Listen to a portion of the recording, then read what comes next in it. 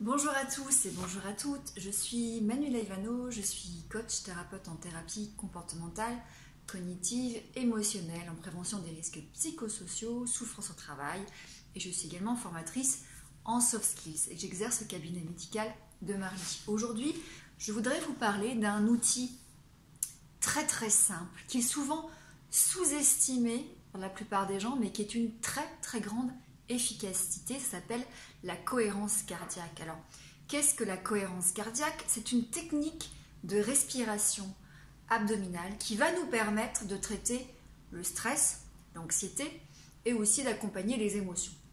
Alors, vous allez me dire c'est super mais j'ai pas compris grand chose. En fait, la cohérence cardiaque est efficace parce qu'elle va agir directement sur notre système nerveux autonome parasympathique. Je m'explique. Imaginons que vous vous promeniez dans la forêt et puis d'un seul coup, vous voyez ce que vous pensez être peut-être un serpent, une vipère. À ce moment-là, votre système nerveux autonome, qu'on appelle le système nerveux sympathique, va se mettre en action de telle manière, c'est une alerte en fait, de telle manière à ce que votre corps puisse soit s'enfuir, soit attaquer, contre-attaquer, soit s'immobiliser. Dans tous les cas, ce système sympathique il est là pour nous protéger et il est là pour nous permettre de nous mettre en sécurité. Donc, il s'active de manière instinctive, il est vraiment lié à la survie. Et puis, au cours de ce chemin, vous continuez donc à avancer, puis en fait, vous vous rendez compte que ce n'est pas une vipère, ce n'est pas un serpent, il s'agit d'un bout de bois. Ce qui va se passer, c'est automatiquement à ce moment-là, c'est le système nerveux parasympathique qui va prendre le relais, parce qu'en fait, ce sont des systèmes qui fonctionnent en opposition. Donc, le système parasympathique va prendre le relais et vous allez, d'un seul coup, vous calmer. D'accord? Donc, le système nerveux sympathique va occasionner des symptômes au niveau corporel tels que la tachycardie, les bouffées de chaleur, les fourmillements dans les membres, en tout cas dans les doigts et dans les jambes, parce qu'en fait ce système nous prépare à la fuite et donc il va activer en fait le sang dans les grands, en tout cas ce qui nous permet de nous défendre ou de fuir en courant. Donc il y a beaucoup de symptômes corporels qui sont liés à l'activation de ce système sympathique et bien évidemment, le système parasympathique va permettre justement d'atténuer tous ces symptômes et de revenir à un niveau d'homéostasie, à un niveau d'équilibre. Voilà pour la partie théorie. Alors vous allez me dire comment ça fonctionne concrètement la cohérence cardiaque. Alors la première chose, c'est qu'il faut respirer non pas avec la poitrine, mais avec le ventre. Donc la première chose que moi en tout cas je fais avec les personnes que j'accompagne, c'est de leur demander de mettre une main sur la poitrine, une main sur le ventre et on leur demande de respirer et on voit s'ils ont ou pas une respiration inversée. S'il y a une respiration inversée, le ventre va normalement s'affaisser au moment de l'inspiration et puis il va se gonfler au moment de l'expiration. Alors qu'en fait, c'est le contraire qui doit se passer. Quand vous inspirez, votre ventre doit se gonfler, donc se remplir d'air comme un ballon. Et votre cage thoracique ici va s'affaisser. Et quand vous expirez, votre ventre va se rentrer. D'accord? Parce qu'effectivement, vous rejetez, en fait, vous soufflez. Alors, ça, c'est la première chose à faire, c'est de vérifier si vous avez ou pas une respiration inversée.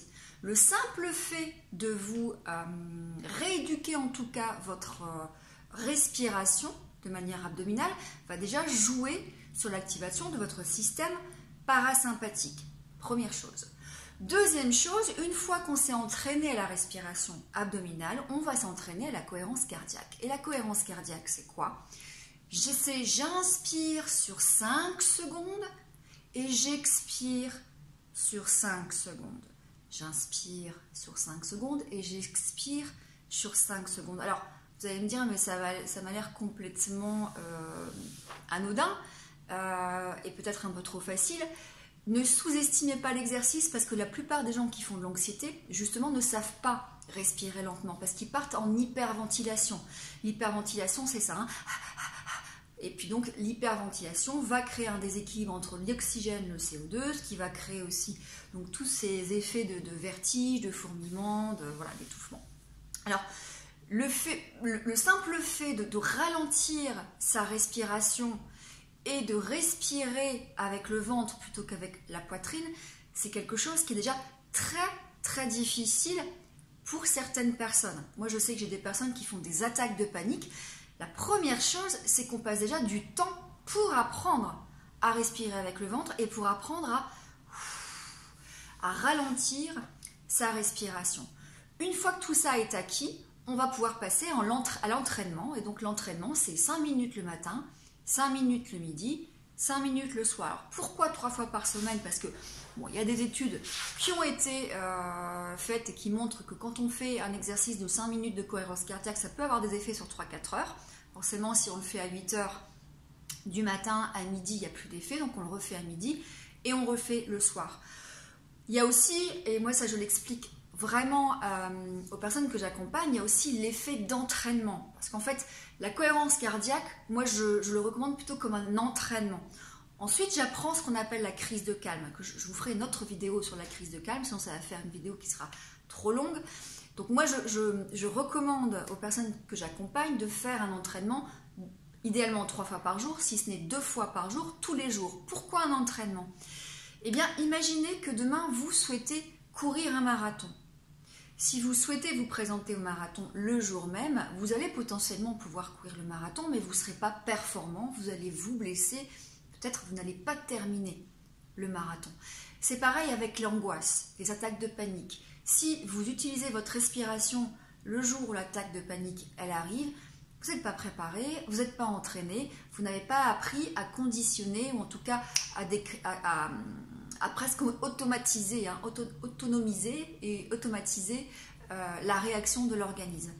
Il y a donc toute cette phase préparatoire et cette phase d'entraînement, et j'irai même plus loin. La cohérence cardiaque, c'est une façon de vivre. Moi, je fais de la cohérence cardiaque tous les jours. Je sais qu'il y a beaucoup de personnes qui aujourd'hui font de la cohérence cardiaque tous les jours.